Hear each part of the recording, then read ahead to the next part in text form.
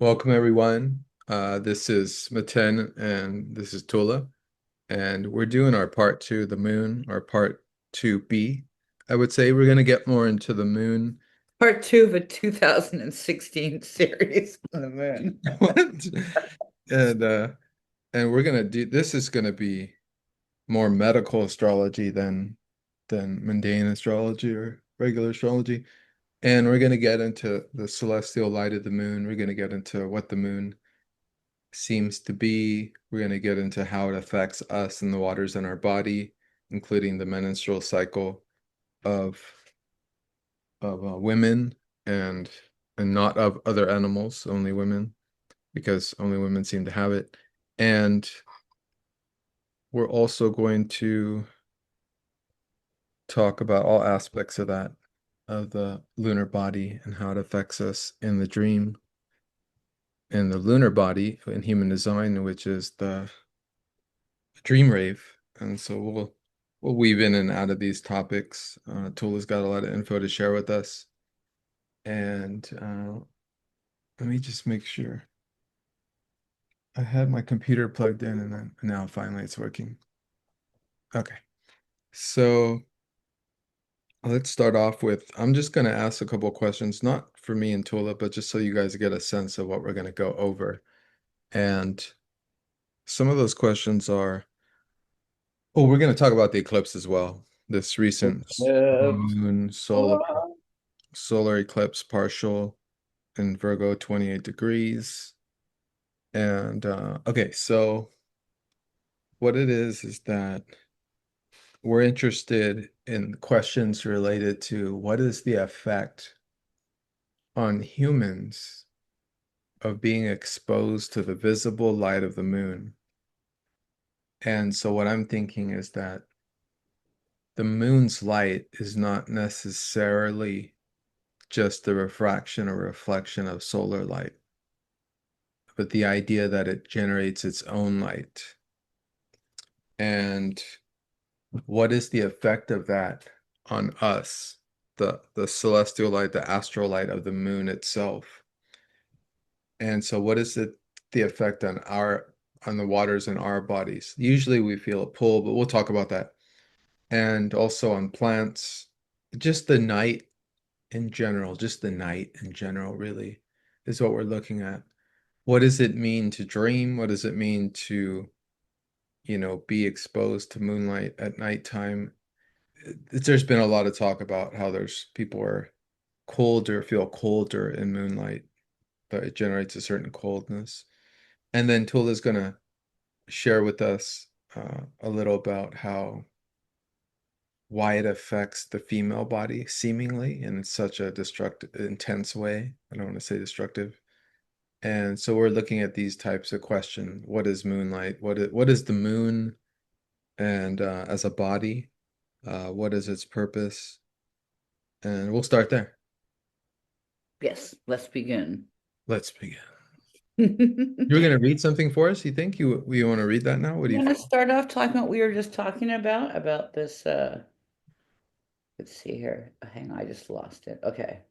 Whenever I have all these ads on my phone, I don't, because I have these old vintage cars and I play guitar. Whenever I get an ad, like I just clicked on the thing I was going to read, and it automatically it's like forklift magazine. Do you want a subscription to forklift? What? Because my phone just assumes I'm some working class dude. Okay, let's talk about the Codex Leicester. I'm probably saying that incorrectly, but Bill Gates bought this book for $30 million. It's by Leonardo da Is that Vinci. all? Is that all? He must have got that one on sale. I know, right? At discounts. But it's really interesting because you would think, oh, there's this valuable book by Leonardo da Vinci, like maybe it's going to get put into the public for us to read. Nope, Bill Gates is going to buy it. So long, you can't get it on any. It's never been published. But it's basically it's at his talk. Okay, Leonardo da Vinci, most expensive book of all time. Blah, blah, blah, blah, blah. Contains sketches and ideas revolving around several different subjects like astronomy and the properties of natural elements like water and celestial lights. Its main topic is the movement of water and the way that water overcomes obstacles that are put in its way. And then it says here, it says, basically says, even though Da Vinci was a genius, he had the wrong idea about his scientific fallacy, such as the artist's belief that the moon is in fact covered in water, which reflects light from the sun. And this goes into the whole concept of planet shine. And this also ties into Isaac Newton's, he wrote this whole thing of lunar theories. And this is kind of reflected in this as well, this idea of planet shine and the moon being covered in water. So should we start there? Should we start about what is the moon? Like, what is it? I want to add Isaac Newton was definitely a metaphysician and occultist, so that'll be interesting to check out his lunar themes and He's a planet big, shine. I don't know what that is. he And was a big fan. The thing that he wrote the most about was alchemy. And in the book I'm reading called The Dark Side of Isaac Newton is really interesting. Who's it? Nick Kellerstrom, I think is the author. he's an author on A lot. metal Yeah, as and well. a book called The Dark Side of Isaac Newton. It's excellent. It's excellent. I have all his books on gold, silver, and all the Yes, metals. that's right. He writes some, yeah, metal to clarify, like the Look not at not these. the headbanging kind, the the elements of the earth. But in this book he talks about like, basically Newton was like a mouthpiece, like he wasn't allowed really to speak on his own. So he was kind of like always very heavily censored, partially because I mean, he was really into like the executions in the public square. He was really into gore. And the thing he wrote most about was alchemy. But his lunar theories are very interesting. So we can kind of get into some of this because the moon, I think, as people have been puzzling, and the question is kind of now more like, what is the moon? Exactly. Is it a natural part of like a planet that's broken off and been smoothed over time, or is it a hologram, or is it what is it? In the Enuma Elish, right, in the Sumerian tablets, they say that Marduk fashions and puts in place the moon. So we can kind of talk about this too, because there's no, every origin story has from every culture has a time before the moon where things are peaceful. So maybe we should just talk about this concept of moonlight, which I know There's Mario really wants to get into. I want to add right now, there's an older book by Michael Tazarian, and I read this mid 2000s, where he does mention, he doesn't get into the specificity, but he does mention that the Colombian natives, there's documentation that they remember the time when there was no moon in the sky. The Zulus too. So there are multiple cultures all over this realm that that say they remember a specific time. And if it was more peaceful, that's interesting as well, because there's the idea in RKX's work and Jason's work that there was a time before where we lived in a oh, what was that? Now I'm forgetting the term. Where the sky was purple and dark, and so there was no sun as we now know it, or it was a very different thing. Is Uh, this back with the concept of what's his name? Where David Talbot, where he talks about Saturn possibly being both the light and the moon, and Saturn just revolves, and Yeah, yeah, it right? has, it has to do with a vapor canopy. Hmm. That's what it is. So almost like a neon sky or something, and then where the insects are larger, where the temperatures are different, and it was but it confused me because it's like, okay, but then if that's pre-sun, then why was it a matrilineal lunar calendar prior? So what was before that? So I get a little confused with that. I don't remember all the vapor canopy information, but there was something else. And so what is where we're at now, and the ideas are, I should say this, that there is a projected prediction that in 2040 that we will go back to a vapor canopy. Mm. And we've talked about there are people talking about that the sun seems to be changing, shifting. maybe dying even. And I know that's talked about with Sirius, which is the sun behind the sun. Right. And there's also the fall of the moon, where there was, I have it saved somewhere, there was like a 2017, the Vatican actually came out with this statement that we are officially in the apocalypse. It's really creepy. And they specifically are referring to, because there's a time cited, is it in the Talmud, where the moon falls and it lies at the feet basically of the Virgin. So basically lies at the base of Virgo. And so a lot of like astrologers were figuring out, oh, this did happen in 2017, this unusual configuration. Rudolf Steiner talks about the moon falling from the sky, and so do a few other of the theosophists, I believe. There's a time in the future where this happens. I just reread Revelations because I wanted to see their whole lead up into 2040. And so it starts, of course, with the seven seals, with what we're going through now. Supposedly we're in the second seal. And then after the seven seals will be something with Apollyon, which is their sun god, and something with maybe even the sun and moon. I think there was some weird stuff with the beast of Revelations, the scarlet beast, or the beast and the scarlet woman, and some other symbols, and then it goes right into the seven sounds of apocalypse. And then after the seven sounds, there's the seven vials that are poured onto the earth. Right, That's a really horrific time period. right, And then after the seven vials, I think that leads up into 2040, which is the Phoenix event, and then the Nemesis X, and then the return of the Eighth King, and then the return of pretty much the reptilian empire is what it seems for the right, 2050s. But that's all correlated with Jason's work of Archaics and also other works, especially The Light of Egypt by Charles. Um, I always forget Burgoyne, Charles Burgoyne, or right. Thomas Burgoyne, I think. It's Sorry. one of the things that, when you really, you can search the Nag Hammadi library online, and, the word Draco, the reptilian connection, is mentioned many times there. And so when you hear all these, these prophecies, this is going to happen, like, a big part of me lately is questioning, like, does it need to happen? Like, how much control do we have? Or are these people just telling us, like, this is going to happen? Here you are, like, here's this event that, is basically programmed. And the idea of the moon as this kind of control mechanism, that is put there very forcefully. And maybe we should talk, let's start by talking about the light before I get all angry on the moon and its Let me influence. just respond to that one more time, real quick. So I think you got it right there because I think what's going on is there's a projected holographic reality, possibly through the moon.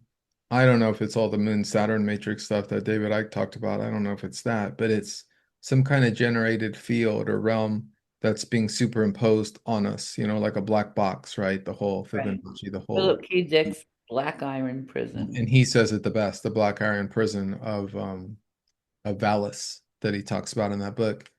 And so it seems to me that on some level, that is the projected reality that we will live if we are living in that projection. If we are not living in that projection, then the sun and the moon, or rather the sun, acts as a gate by which we can go in and out of other realms, Right. perhaps other realms too. And so perhaps for some of us, it's about, a form of almost teleportation of almost like, well, we're not trapped in any realm, we're moving between, we're moving in a, or if we're ready for the next one, or, whatever it is. But yeah, I just wanted to say that. Okay, so unless you want to respond to that, let's go into I need to respond to that really quickly because you're talking about rereading Revelations, right? And so, but when you read these biblical references, there's so many references about going through the sun. Like, that's the sun.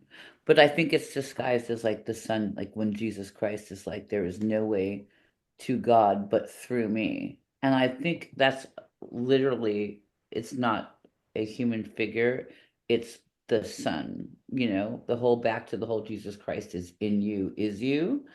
because I think they just made it a person to make it so people would be like back to the master slave relationship. What I think it actually means is that Christos, that's that pineal gland, like it's in you. It's not like Jesus Christ, the man, and Mario will probably do, and I will probably do another video where we really examine, this kind of fallacy of, making people worship, like again, this kind of idol. But going through the sun, because the Gnostics believe, if you go through this gateway, then you leave the pleroma, right? And then you're in the next realm where there is the true creator God, which is not in this realm, because this realm is kind of created by man's unconscious and Yaldabaoth and much more into it. But going into the sun, going through the sun, that's why I think there's all these passages in the Bible that access to God is through the sun. They don't mean the person, they mean the actual physical sun, the planet. And they're also overlaying a totally new myth on top of that old myth. I mean, if you read Revelations, it's it's basically saying that the Father is Yaldabaoth, the God of the Old Testament, and that the Son is Apollyon. So they're Right. also replacing and inserting a conceptual new God, not their old creation, which was the Jesus Christ myth. I'm not talking about Christ consciousness energy. This is something very different. Um, but yeah, they're furthering that idea of materialism, that base matter is all there is, right? You just have this realm in base matter and you're stuck in it. And so the solution is a base matter manifestation, Apollyon and his manifestation into the four riders of Apocalypse. Right. So how much control do we give these people and also the power to change these myths and stories? Maybe for the first time in civilization, we have the Dead Sea Scrolls and we have the internet and we have, more and more people kind of putting this knowledge into the Akashic. So more and more people are kind of picking up on this. Like, do we need to have this whole scripted thing? Because Revelations just lines up very nicely with everything we've been talking about, the AI beast system and the Brit card and the digital currency. So that's like another thing too. Do we really need to go through this whole process that, seems that we're enslaved into?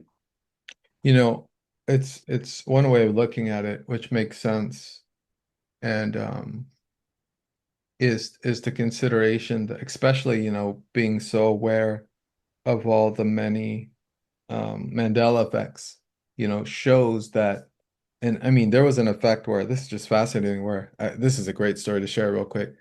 So I went to a river spot here in the area a couple months ago, and this guy randomly showed us this picture that his girlfriend took on his cell phone. And it was basically a picture of him like on a like horizontal on a log or something just like that with his hand in his pocket. And in the picture, it showed his hand outside of his pocket, but his hand was going into his pocket, but the hand was outside. And we saw this photo, and he said that when he took the picture, his hand was inside the pocket, but it was like the photography on the phone, the photo couldn't understand that his Mm. hand was in his pocket, and so it showed a hand like outside, like something like this. If this makes sense, something like maybe like there's no hand here, and then the hand was like this, and we saw it, like we saw it with our own eyes, and I was like, "What?" And he's like, "Yeah, it's like reality got confused." That's like that TikTok thing that was, and I never looked into it really, but it was on my radar. Remember where people were like putting a mirror up to a mirror and trying to show something behind the mirror and they were showing it was illusion. Do you remember this? Mm-mm. I'm gonna write this down and find this. And they were kind of talking about the magical trick that is a mirror. They were I can't remember. They were putting their heads or something next to it. I'll find it and send it to you. We can discuss it And later. mirrors is another great concept. So it's just what we're doing is we're playing with the concept that reality is very malleable in many ways, and that there is all these edit and deletes going on, and the whole programming of, the goldfish memory, Hmm. blasting us with so much information that any info we got the week before, we already forgot it. It's already gone. Right. And it's nonsense. Goldfish do not have a memory of a day. They have much more memory. But you know what I mean? The conceptual consensus of, humanity is that that's what it's kind of doing to us. And so there are these edits and deletes that are occurring. And our reality, the best example of it is, I think it's a Philip K. Dick story.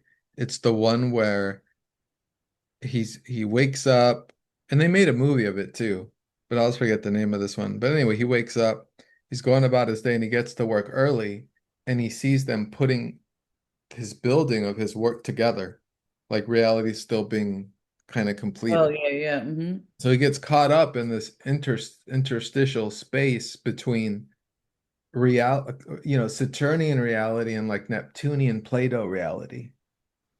And so I think what we forget is that we don't just live in a Saturnian reality. It's not just Saturn third density. There are actually constant propulsions of energy, malleable energy from Neptune, and being formed into this. We just look at it and it's fixed.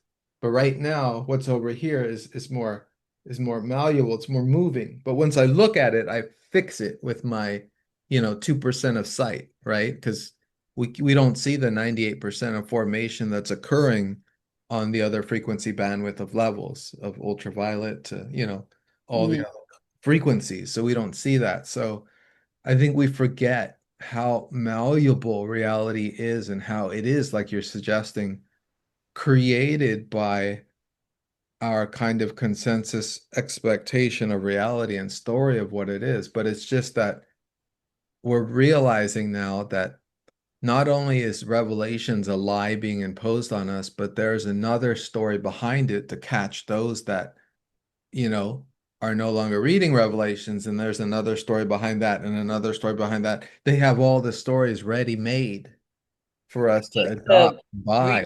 the logo. What Yeah. is the movie company Dreamcatchers? Where remember it's the boy in the moon, and DreamWorks, he, DreamWorks, DreamWorks, and he's fishing, right? Because that's like Souls. really a reference to catching a soul through the moon, then saying that you basically in the Gnostic theory, right? You get to Saturn, which is like the head archon, the final boss. Yes, Get yes. sent right back to the moon to reincarnate. So, and that's like another interesting theory too, because what if, the Gnostics are so big on defeating the final boss, Saturn, right? What to say when you finally die and you go through the realms. But what if you just go through the sun instead?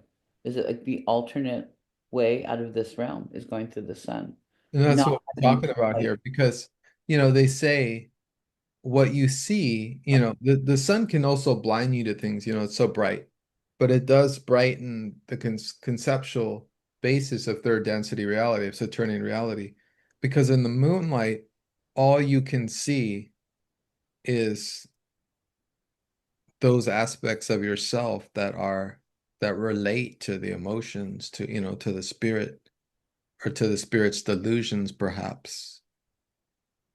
So these are all kind of like glasses we put on, frequency glasses that we put on, really, right? To see things through sunlight is different than to see things through moonlight. To where, so we're wearing different color glasses, and they all shift and change space and time just a little.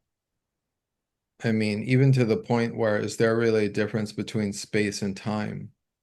Are these realms? also our perception of it too. Remember we were talking when you were driving and you were like, "Oh, I see this purple car." And you're like, "Oh, I see another purple car." And you're like, "Why are there so many purple cars?" And you were just wearing your glasses, right? The That glasses, yeah. glasses, right? That It was made so everything cool though. It was such a nice appear shade of purple. purple. I really But I enjoyed. mean, that's like if you just wore those glasses all the time, you would live in this realm where there would be so much more purple, and it would probably it would probably interact with your brain in this way where you would have a completely different version of reality than people that aren't wearing these glasses. So, And that's essentially what we're trying to do. And I think that's why I do what I do with having so many different glasses is I think I got orange, blue, red. I don't have green. I need to get green. But I I have just have those orange aviators. I think they look cool, but my boyfriend is always like, "You look like Harry Fonda in Easy Rider." That's okay. Then just say, okay, I'll just look like that. I Right, right, right. hate it when people like, you know, want to put us in a perceptual box. Or I don't hate it. Fonda was cool in Just Easy roll Rider. with it. Come on, Just but roll him with and it. all. So But yeah, that's a good one then. So so then let's talk about the effects then that it has on our bodies, the moon. Let's start there because I know you're going yeah, to go into something really deep. So, and I'll just propose it like this. Like one thing for all of us to think and feel and not in a victimhood stance, but just like a conscious, honest, authentic exploration of how do we feel in moonlight as opposed to sunlight? Do we right. feel like when we're in sunlight that we're we have these direct energy impulses of ability. Oh, I want to go out and do something. Oh, I feel light. I feel brightened, this is like clearing me. This is great, you know. And then seeing all the green, the effect of all nature has on us, or being in nature and and the frequency bath that nature gives us of its particular frequencies. And in contrast to the night, to after midnight when we have either little or a lot of moonlight. I mean, full moons are obnoxious. It's a big Mhm. light bulb in the sky at night. Even if you black out your room, you're still not going to sleep well for the most part. I always think of that movie Melancholia. Remember where she's Kristen Dunst's character? It's the end of the world. Remember, and the good sister, basically, the synopsis of the plot, the good sister who's always done everything right just gets more freaked out when the world is ending. The bad sister just really gets her shit together. She's like, the world is ending. And she's just going out there, but what you see her, she goes out every night and she lies naked and she's bathing in the moonlight. She's absorbing the rays of the moon. Wow. That's what I She, always think about. I she's mean, there's so becoming, many she's portrayals of becoming the moon. goddess of the moon. Yeah. She's transitioning. She's Yes. not transitioning, that's a terrible word. Transform for what we're talking about. Transforming or transfiguring her, she's becoming a goddess of the moon. Hmm. Oh, that's amazing. There's some so there's something linked, when you meditate after midnight, that's a huge difference. The Well, powers your of shadow, it's like night your shadow are side. I different would from say the most powers people of the feel day. more, yeah, most people feel more fearful in moonlight, you know? There's like always a kind of like, okay, this is, ooh, it's intriguing, but nocturnal creatures that come out at night are more dangerous than the creatures of the daytime. So there's that as well. What have we been stormed with the ideas of cryptids at night, right? These like Mhm. zombie-like humans that roam around and that, you hear sounds on your roof and you're like, oh, is that a cryptid? But it might just be difficult. It's easier to hide at night than it is in the daytime. You know, more houses get robbed at night, more crimes happen at night.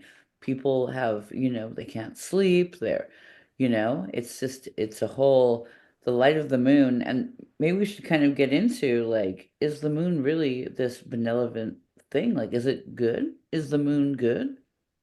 There's a whole bunch of videos you can find on YouTube that talk about the moon possibly being like these plasma waves that go across the moon.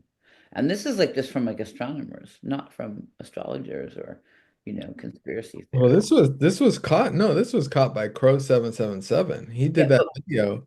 He got but more famous people for it than in him. the Yeah, mid look. 2000s, where it called it the lunar wave, where you Mhm.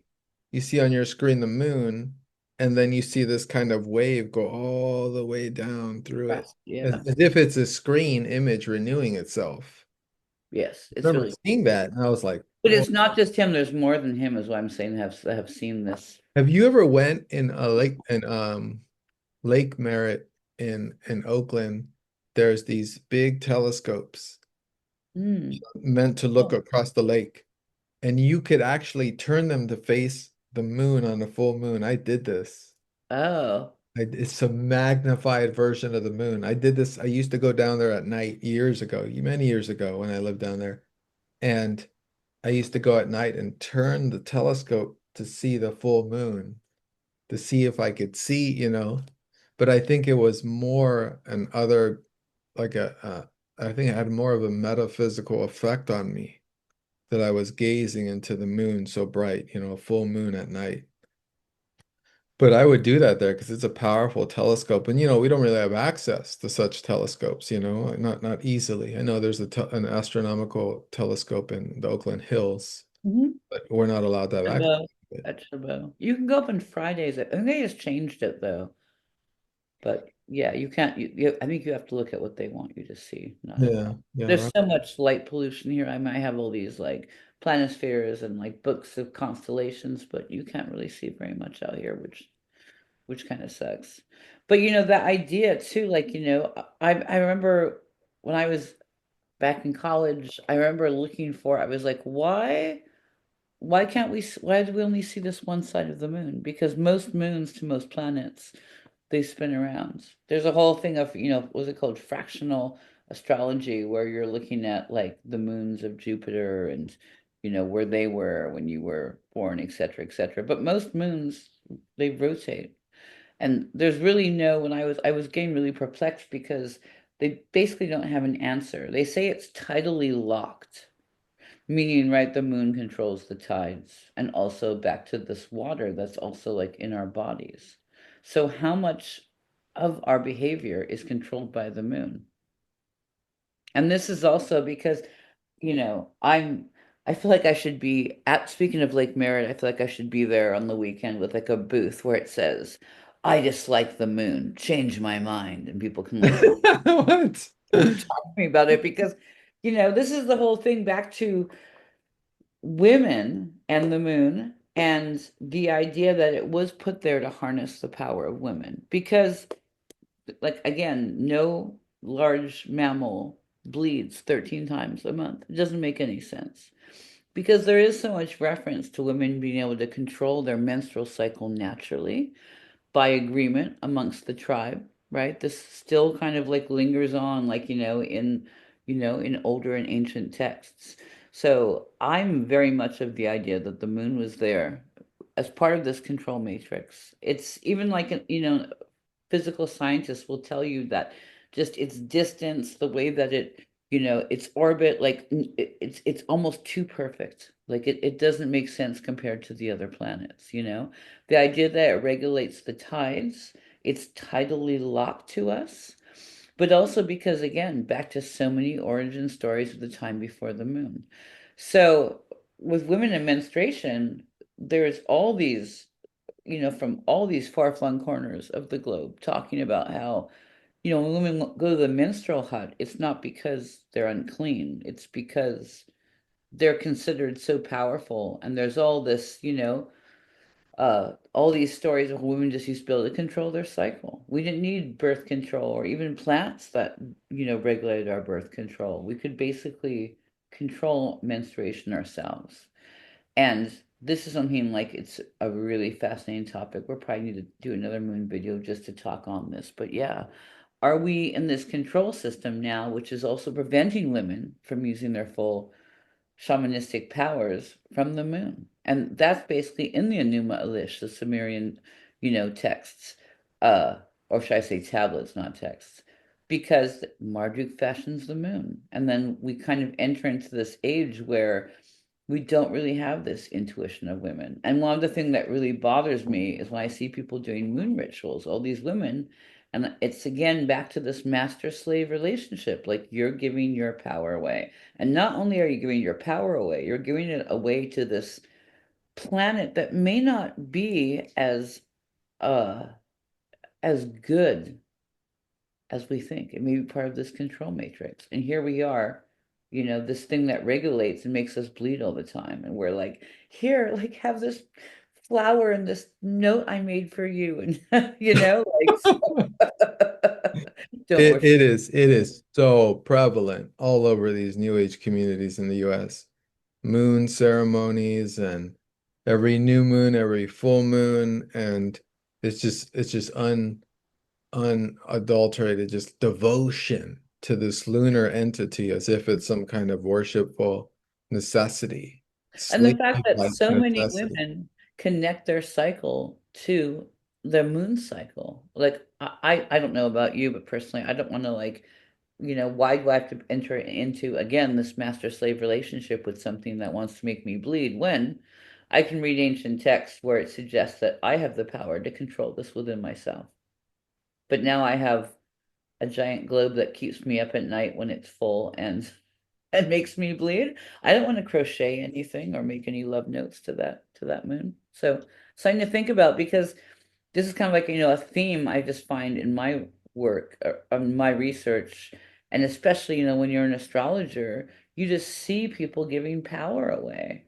And we can kind of tie this in, interestingly enough, to what is it called? I mean, AA, right? Alcoholics Anonymous.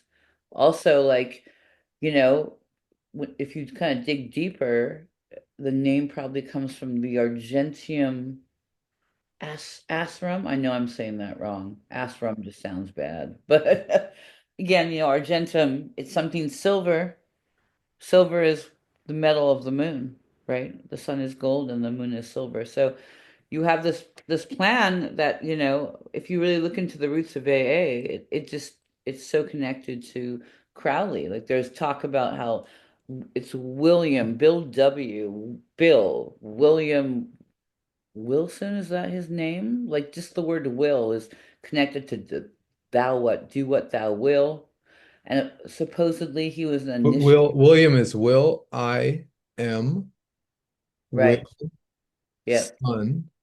And that right. was an Edgar Allan Poe story in the 19th century, Oh, based on a character who was basically a shadow of the self. So it was based on the major psychological theme of the double. And so it oh, was a character who was a gambler, and his name was William Wilson. And he had a shadow character who would always subterfuge and sabotage everything he did. oh, And it interesting. was like a shadow entity, and he'd tell his friends, and they'd be like, "Oh, we don't know what you're talking about." And he was like, He's after me. He's gonna get me." And at the end of the story, there's like a double kill where like he fights with his shadow, and he stabs himself to death, but really he says he stabs his double. Very, very similar to Black Swan, that film Black Swan, Oh, where yeah. where what's her name? The Black Swan ballerina, that character at the end of the film, she has a Natalie final Portman, batter. actor, What's that? right? Natalie Portman is the Natalie actor. Portman, yeah, she has a battle with her double, and she stabs her double in the mirror or something like that. And then she's at the end, it turns out, after she finishes the performance, she bleeds to death. Right. So it seems we don't see the final ending. So it's a dance with the shadow. And what does the moon represent? Well, the moon is the shadow of the sun, and Yeah. because it's the feminine aspect of the sun. The sun is like solar light. This is the celestial light. It's a different type of light. And so, what is that? How does that operate? Think about it like this. Maybe the sun feeds the solar body and the moon feeds the lunar body. And so, as humans, perhaps we have a lunar body and a solar body. And so, we want to balance the proportion of growth, perhaps, because as Gurdjief said, the moon is trying to become a planet and it feeds off human energy. Mm-hmm. So you were asking that question. It does seem like on full moons and new moons that there's this restlessness in the body.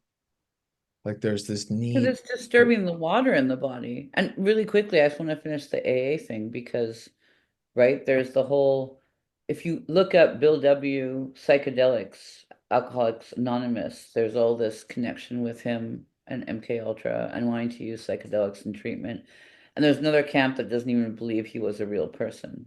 But, I've had many friends who've been in AA, and I have, a lot of friends who are really proud of the fact that they're not, religious, that they're atheists, and they're like, I go to an atheist AA, and But they still make you in AA, they still make you go into the master slave system where you have to pick a higher power. And in this case, it's not a god. They're just pick the ocean or pick nature. And so people still have to give their power away over and over. And it's like the moon is kind of just this mechanism, I feel, that we're tricked into worshiping. And what if it's just like parasitic? I understand that we need the light and we need the shadow and we need the darkness, but maybe just the absence of the sun, do we really need the moon? Something to think about. It's these master slave relationships seem to be everywhere. Like we imagine a freedom from something, from some kind of slavery being a freedom, but usually it's like we're being sold from one slave system to a new slave system, another slave system, repeatedly over and over again. And I mean, even, in astrology, like we're talking about the planets. And as we talk about the planets, it seems perhaps to others that we talk about them in such a way as they are like the controllers of the system. Whereas really, we're just interpreters. We're Hmm. interpreting the geometry, the movements.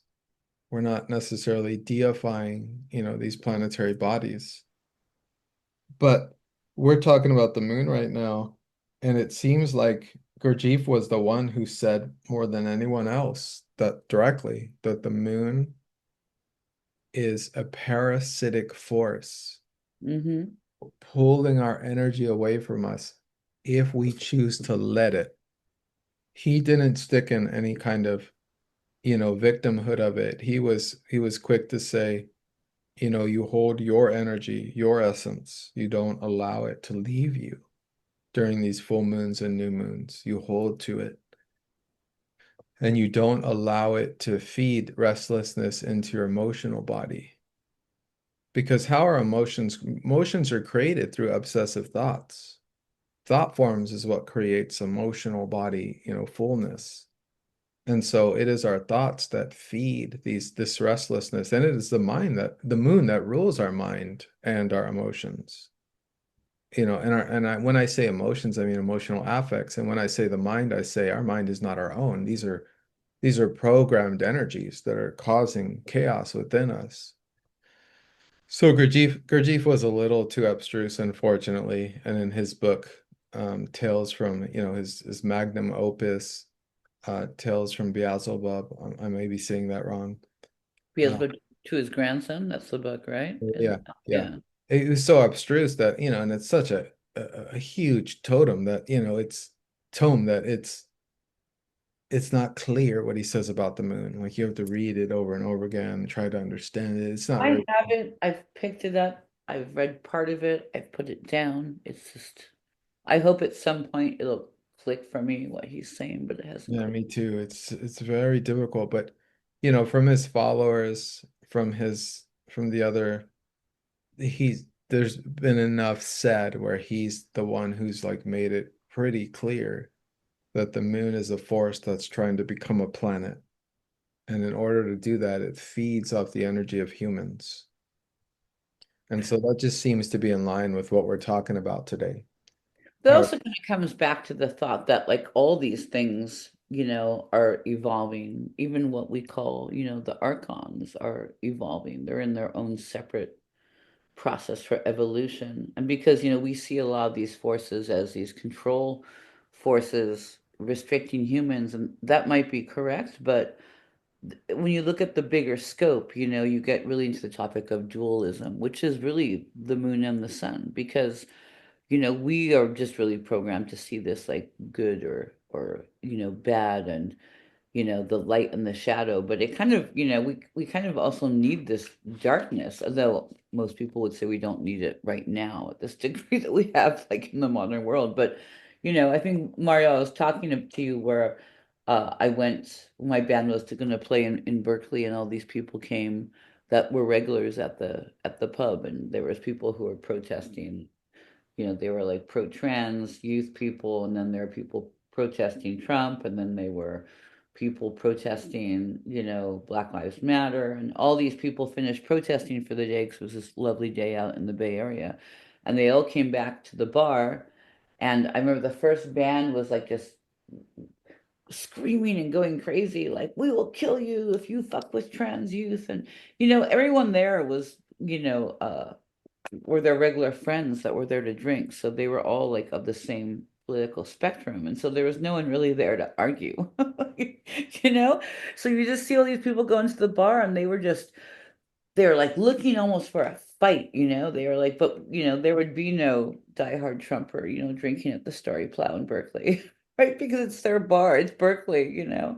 So all you saw is like a lot of people just walking around trying to project their Jungian shadow. Like they really needed this other dark side to kind of project upon, but there was no one there. And everyone just got the mood just it just felt like a wet balloon after like half an hour because there was no shadow entity to project upon. It was an interesting dynamic just to observe and watch. And I've seen people get really riled up about whatever political cause, whatever side that you're on, and they work themselves up and then they're looking for someone, like they're kind of just scanning crowds at parties or whatever to like have this projection. But if there's no one there, it just kind of falls flat. And isn't that what we're kind of caught up in? I mean, even in this conceptual basis of what we're sharing about what the lunar effects on the human body might mean, where are we going to be put in a camp where we're just like anti-moon, Right. Like what are we what are we calling for? The moon to be taken out of the sky, Let's start a movement. I'm gonna do this. I'm gonna go to the carrot and have the moon, and it's gonna have the bar sinister, with the through it, full moon, and I'll Lunar just walk down the cult, streets by myself going, the no. lunar cult. Take the moon out the sky. Get the moon out. I mean, they're already starting what replacement suns, right? In China, or they're Mhm. artificial suns, block out the sun. What about block out the moon? Let's start our own, I'm gonna have a block out the counter moon. movement. Yes. Stop Control women. insomnia. Support your sleep. Block out the moon. The moon controls women. And that brings us to the full moon eclipse. Oh yeah. Just the moon in general, just the eclipse. So we recently had two eclipses, and everybody was asking me who was going through chaos in between the eclipses, September 7th and the 21st. They were like, oh man, it's crazy right now. It's crazy. I said, yeah, we're in the shadowlands of Mordor. We're between the eclipses. Don't expect much to work out. Like, I sound like, I always sound like I'm a negative Nancy, bringing the horrors, but I mean, did much work out between the eclipses? Yeah. No. No. Should be clear to everybody. Not much did. And not only that, but how did you feel during the full moon? I mean, a lot of people that I talked to felt like drinking a couple of days before Mm. this recent new moon solar eclipse. And I felt that too. And I was like, interesting. I don't drink at all. So, it just passed. But I felt this pull of energy, let me be lazy. Let me get out of my body. Hmm. What's the easiest way to get out of the body? Relax, take a little something Right. back. There were reports of possession. I had clients who came in and shared that it seems like there was many, many reports of possession with this. And prior to the day, Tula likes to talk about how we don't know the exact days of equinox or solstices Right. because these are days when certain things become visible to our realm. And if you know what day they're going to become visible, you could see these things, whether they're mountains or islands that suddenly appear, that are not usually seen, but come, available to the eyes around certain times of the year. So the effects of this eclipse I saw as early as Thursday and Friday, and the culmination happened around Saturday night. I'm saying it for the Pacific coast, where we're at. And, the eclipse happened at 12:40 something on Sunday, September 21st. So it was around midday. But you feel the effects prior, as a lot of astrologers know, not when it exactly hits, but just prior, you feel the huge kind of climax of that energy. I really felt it afterwards as well. Like I'm still feeling the effects of that of the eclipse, you know? Oh I yeah. think, but again, this goes back to what we were saying. If we were choosing to be, on this script that, is in Revelations and they keep telling us is going to happen, or like how much choice do we have to kind of break out of this black iron prison and to control it? Because I think a lot of things like the eclipse, obviously there's so much stuff that's being pushed right now in the media that for the first time in a very long time, a lot of people are questioning a lot of things in the media, you know? That hasn't really happened. Look what we got like in between the eclipses. We got them shooting, what's his butt. I believe it Oh, was it was a great it was a great movie. I mean, there's some great shots, it was a great cinematography, show. effects. Mm-hmm. And it sold me for a minute. I mean, it was that good, you know? I was like, wow, this is like, the 70s all over again. Everyone's going to be talking about, what happened, or the 60s was it? Right. Where 70, were 70, you? 75, yeah. Everyone's going to be talking about where you were when this occurred, you know? What is that documentary we were mentioning? Is it JFKX? Is that the documentary? Yeah, about the documentary that Right. occurred Right. It's with the excellent world. because he goes into Yeah, great just Jay Widener. That's Jay Widener's work. is it? Yeah. Because he starts around like just before an hour in. And when he plays the JFK film for you, and like to me, like that really solved this missing piece of the puzzle because he says, they have these squibs as early as like the 40s, and they have a metal plate and then they have the gelatinous bag of the blood, and then there was like a string. And so in the old days, up until like I think the mid 70s was when they got the remote control detonated squibs because it has to have a little bit of gunpowder so it makes the explosion, right? So you would have these assistants that would be at the feet of whoever the person was of getting. They would pull the string and then the squib would explode and all the blood would come out. And when you look at the JFK tape now knowing this and knowing that, I mean, there's so much weird shit also on that tape. They go through like they're at Fort Worth and everyone is like, oh my God, it's our president. And there's like, thousands of people. And then suddenly by the time they get to the spot where JFK is shot, there's hardly anybody there, right? But I could never figure out. I was like, what is Jackie doing when she just jumps on the trunk of the car? And if you look at it in the context of the squib, it makes so much sense. So you have, the big film, the Zapruder film, who's also, Zapruder is a known Freemason. So, this is obviously a very scripted, movie, theatrical show, mass trauma ritual as well. But More than that, it's an edit in the third density matrix.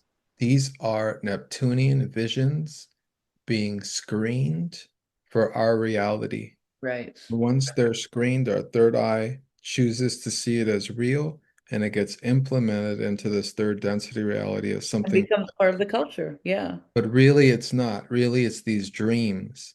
And we have to think about that with anything we see on a screen, including us, is Hmm. that these are all Neptunian Play-Doh workings behind the scenes of Saturnian reality. There's an attempt being made to hijack this third density realm and to foist upon it these these grand delusions Right. that pull us into it, and where we feed all our illusion to it, and it becomes this real thing where we talk to other people emotionally. Oh, Mhm. you saw what happened. Oh, where were you? Where was I? And then the reactive emotional responses when you don't agree with it as a reality. Well, that's fake. That didn't happen. What? What's wrong? How dare you? Someone died. You know what I mean? Then That's the like sacred, you get attacked, I from remember right before the lockdown, I remember worshiping, you standing know. outside of my place of work, and I was like, this is going to happen, not because it's necessarily real, these COVID lockdowns, but because people want it to happen. Because people were delighted, like in the same way that they were like, ooh, a roller coaster or a scary movie. You felt COVID happening because the unconscious collective willed it to happen. But I want to go back really quickly though, just to finish off the JFK thing, just to, go back, watch the film. You see he's putting something on his cheek. He doesn't get shot. There's not these two or three shots, whatever the official thing is. He's taking something out like this. He's going like this. He's kind of hiding it, and he puts it on his cheek, and it's the squib. And they have, like I said, right? There's a metal plate on the back. That's what we saw in the Kirk That's readings, right? crazy. And it's to protect the person from the small amount of gunpowder. And you can clearly see that he puts it on the face, and Jackie goes and the camera conveniently dips down. She dips down. She obviously pulls it. It goes off. And the first thing that happens is not like, oh my God, you've been shot. The first thing that happens, she can't find the plate for the squib. And she's like, fuck. And you see her, and that's why she crawls on the trunk of the car.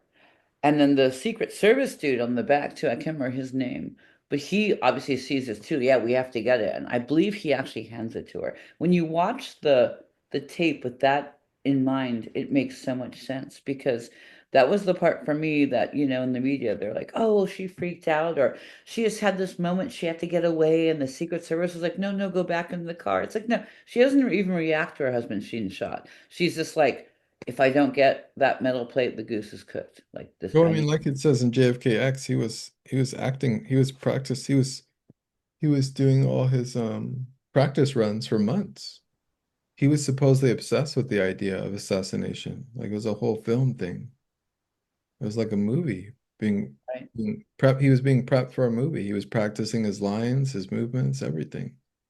And this is what it is. I want to bring it back to this because I don't want to be getting into this stuff Right. without the context of us as astrologers understanding and helping communicate to others that these are Neptunian kind of Plato, creating a reality through Hmm. us, through introducing it into our third eye, whether it's a movie on a TV screen or at the theater, or even being pushed into our reality, some kind of like future blue project that, who you and I were talking about prior to this.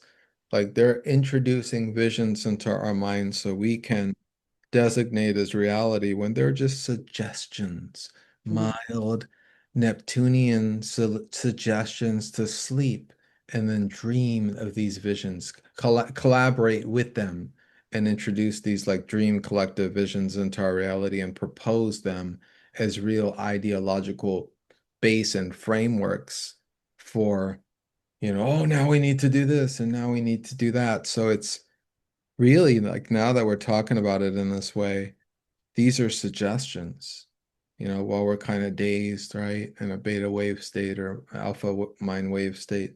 These are suggestions of this is our reality. Proposals even that these visual images are for us to adopt and go, yes, that's my reality. That's my lunar reality, right? Because Neptune's connected to the moon. This is all connected to the moon. I mean, the whole story of going to the moon. What does that mean? Going to the moon, right? We know that you ever hear the speech that was made? I think that JFK made, or I forgot who made about going to the moon. It was all nautical metaphors. It was all water metaphors of like being in the sea, going to some place. And and that's the waters of Neptune, that's the waters of the moon, that's illusion. That's It's the also, it's also, elusive nature of the reality. we have all these great floods and, the story of Atlantis and, it's because water just also removes, right? And it erases, like, Yeah. you write, Rob loves Shelley on the beach and sand, and the water just comes in and like takes it out. So it also like in this very peaceful way, it's like a peaceful kind of like smothering, like an execution, It water. reminds me of a snow globe, right? Like, those snow globes where you go like this and then all the snow takes over. Do they make like water globes where it's just like all water, like everything's underwater? Like, They're shaking it. They should make snow globes with Atlantis, a little right? falls in, the most depressing snow globes ever, Really cool. But Because that's essentially what it is. I mean, it's pretty clear through, like, it's in some level, it's kind of clear that there seems to be a dome in the sky. The stars, the sun, the earth, the moon, it all appears closer than it's projected to appear. So there's something really weird with the canopy here with what our sky is. And if the vapor canopy stuff is real, which they're testing for in Texas, the scientists are testing it, making experiments with vapor canopies. Like, in what kind of snow globe would that be possible? You know? Right. And when I say snow globe, I mean more of like a kind of, Earth concept, where like we're in some kind of realm. We're inside of it. We're not outside of it. Yeah. We're not We're on the enclosed, surface of something. we're enclosed in some We're way. It's like enclosed within something. an energy grid. I mean, that idea of that the sky is just water and we're seeing it through a dome is a very, again, like that has many stories, like in many different It's an cultures. ancient Yeah. idea. It's an Hmm. ancient idea. All right, I think we're good. I think we're good for today. Should we call it? Yep. Yeah, I think we should call it. But we should do definitely more on the moon because maybe Never enough on the moon. one more part on the moon. Never enough on the moon. We'll do an A, Mhm. B, C, D, E. No more moon. Don't forget until more moon. We Let's just should. see what happens, All we have to do is make a movie where we show Oh yeah. And people I think what's gonna protesting. happen is yeah, then there's gonna be like it'll be like a Marvel movie, and then we're just everyone will get like some kind of like dart projectile device. Maybe Elon Musk can do it or SpaceX, right? Laser guns. Everyone Yeah, protest yeah, the the moon at Jewish once. space lasers, right? Blast it. We'll blow it up from the I was sky. thinking more of those like section cup things when you're a kid when you can shoot them at like a what is it called? Like the bullseye, the targets, those suction cup ones. And we could just all go outside and shoot them at the moon and just pull it down with, throw That's or, brilliant. or maybe SpaceX can go, like Bezos can go and pull down the That's moon. SpaceX do it. Yeah. I still got And to get my on hat. My hat that it. says I'm not going to Mars. I Yeah. know it's disappointing, I know that, some people want me to go to Mars, but I don't think so. Which, when you think about it, when you have prominent people in the media just wanting to go to Mars, like, and people are just like, yeah, let's go to Mars. Like, that's a very Neptunian delusion. Why would you? I don't want to go to fucking Mars. Like, I want to stay here with my dogs and my plants and like figure out like how to, break out of the energy dome. Like, who wants to go to Mars? It's just, just this idea. Now people are like, I would do it. I would volunteer and go to Mars. I'm just like, why? Can you imagine like a grievance conference where everyone's complaining about the problems of the Earth? Oh, this Earth is that. Let's just go to Mars. Oh yeah. Everyone's like, yeah, it's a solution. A great idea. Like, oh, I just wrecked this car. Let's just go buy a Lamborghini. It doesn't make any sense. Like, yeah, No, do you know how much a Lamborghini costs to retain? To fix it, the parts, it's never been never been.